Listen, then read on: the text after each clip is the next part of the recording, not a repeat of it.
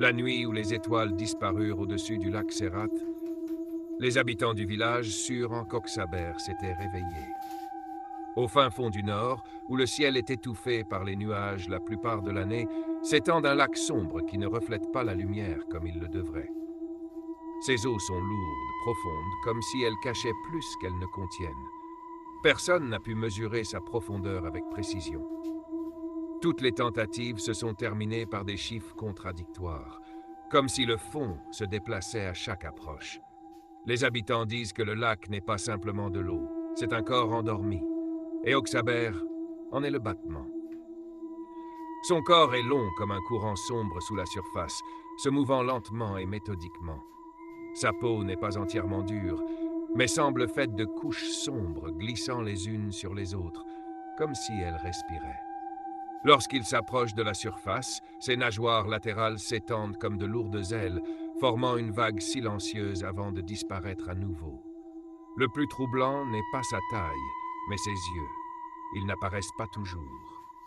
Parfois, deux points bleus sont visibles dans les profondeurs. Parfois, leurs reflets scintillent dans le brouillard avant qu'aucune ombre ne soit vue.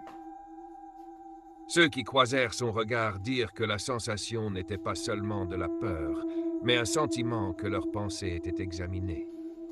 Au fond du lac, un réseau de grottes anciennes. Personne ne sait quand elles se sont formées. Certains pensent qu'il s'agit des vestiges d'une cité engloutie. D'autres les voient comme des gouffres naturels profonds sans fin.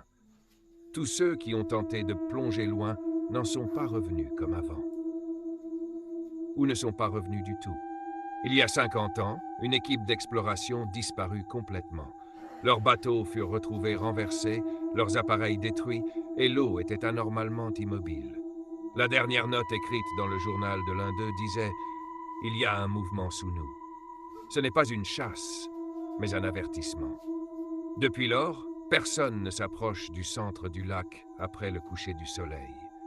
Parfois, lors des nuits claires, une ligne sombre et longue traverse lentement la surface, presque sans bruit. Juste une présence lourde.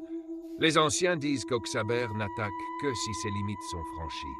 Car il ne garde pas seulement le lac, il garde ce qui repose dans les profondeurs.